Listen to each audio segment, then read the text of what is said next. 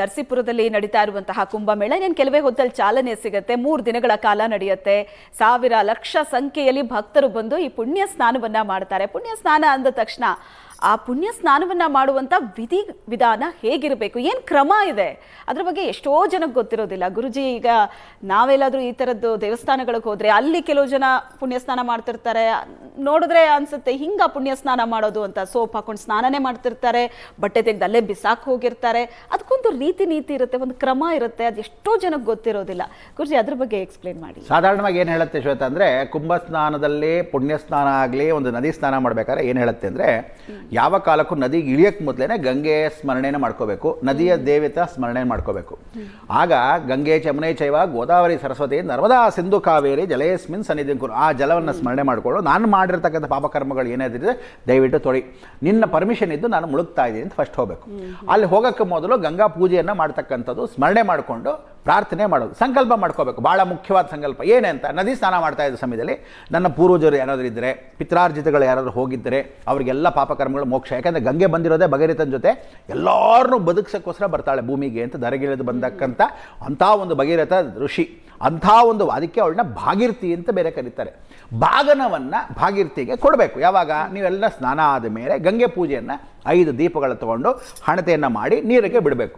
ಸ್ನಾನ ಮಾಡಬೇಕಾದ್ರೆ ಎಷ್ಟು ದಿರ್ದಿರ್ದವ್ರು ನೀವೆಲ್ಲ ಅಂದರೆ, ಒಬ್ರಿಗೂ ತಲೆ ಬುದ್ಧಿನೇ ಇಲ್ಲ. ಸೋಪ್ ಗೀಪ್ ಹಾಕೊಳ್ಳೇಬಾರ್ದು. ನದಿ ಸ್ನಾನ ಮಾಡುವಾಗ ಸೋಪ್ ಹಾಕೋಬಾರ್ದು.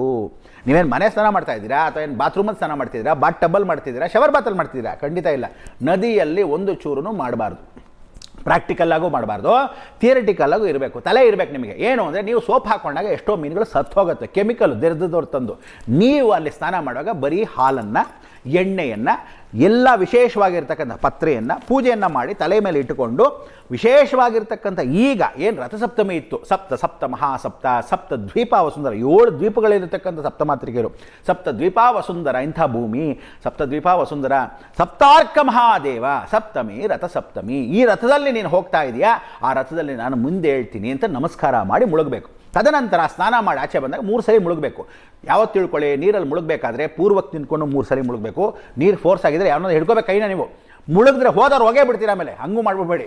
ಜೊತೆಲಿ ಯಾರ ಇದ್ದಾಗ 3 ಸಲ ಆ ದಿಕ್ಕಲ್ಲಿ ಪೂರ್ವಕ್ಕೆ ಮುಳುಗಬೇಕು, ಪಶ್ಚಿಮ, ದಕ್ಷಿಣ ಮತ್ತು ಉತ್ತರ. ಮುಳುಗದ ಮೇಲೆ ಹೊರಗಡೆ ಬಂದ ಮೇಲೆ ಯಾರಾದರೂ ಆ ಮೆಟ್ಲ ಮೇಲೆ ಕೂತ್ಕೊಂಡು, ದೊಡ್ಡವರು, ನಿಮಗಿಂತ ವಯಸ್ಸಾದ ದೊಡ್ಡವರು ಅಥವಾ ನಿಮ್ಮ ಗುರುಗಳು ಯಾರ ಇದ್ದರೆ ತಂಬಿಗೆಯಲ್ಲಿ ನೀರು ಹಾಕ್ಸ್ಕೋಬೇಕು. ಕುಂಭ ಅಂತ ಒಂದು ಪುಟಾಣಿ ಇಟ್ಕೋಬೇಕು. ಅದಕ್ಕೆ ಗಂಗಾ ಚೊಂಬು ಅಂತ ನಾವು ಕಾಶಿಗೆ ಎತ್ಕೊಂಡು ಹೋಗ್ತಾ ಇದ್ವಿ. ಆ ಗಂಗೆ ಚೊಂಬನ್ನು ಯಾಕೆ ಅಂದರೆ, ನೀನು ಅಂಥವ್ರ ಕೈಯಲ್ಲಿ ಸ್ನಾನ ಮಾಡಿಸ್ಕೊಂಡ್ರೆ, ಯಥಾಶಕ್ತಿ ಸ್ನಾನ ಮಾಡಿದ್ರೆ ವಿಶೇಷತೆ. ಡಿ ಕೆ ಶಿವಕುಮಾರ್ ನೋಡಿ, ವಿಶೇಷವಾಗಿ ಸ್ನಾನ ಮಾಡಿದ್ರು ಪ್ರಯಾಗದಲ್ಲಿ, ಗುರುಗಳನ್ನೇ ಕರ್ಕೊಂಡು ಹೋಗಿ ಸ್ನಾನ ಮಾಡಿಸೋರು. ಇದು ಯಾಕೆ ಹೇಳ್ತಿದ್ದೀನಿ, ಸಂಸ್ಕಾರ ಅನ್ನೋದಿದ್ದರೆ ಯಾವ ಮನುಷ್ಯ ಹೇಗಾದರೂ ಮಾಡ್ಬೋದು. ಆಗ ಒಂದು ಚಂಬಿಗೆ ನೀರು ಹಾಕೊಂಡ್ರೆ ಮುಕ್ತಿ ಮೋಕ್ಷ ಪ್ರಾಪ್ತಿರಸ್ತು ಅನ್ನೋದೇ ವಿಶೇಷತೆ. ಸೊ ಇಂಥ ಒಂದು ಸ್ನಾನಕ್ಕೆ ಚಾಲನೆ ಆಗ್ತಕ್ಕಂಥ ಸಮಯದಲ್ಲಿ ನಾವೇ ಒಂದು ಕಾರ್ಯಕ್ರಮ ಮಾಡ್ತಾ ಇದ್ದೀವಿ.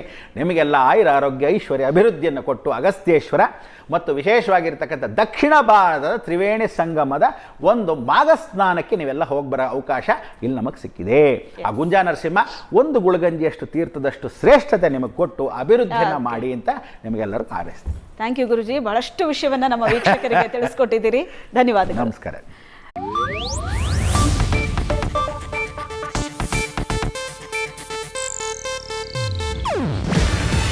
ಇದು ಏಷ್ಯಾನೆಟ್ ನ್ಯೂಸ್ ನೆಟ್ವರ್ಕ್ ಪ್ರಸ್ತುತಿ. ನೀವು ನೋಡ್ತಿದ್ದೀರಾ ಏಷ್ಯಾನೆಟ್ ಸುವರ್ಣ ನ್ಯೂಸ್.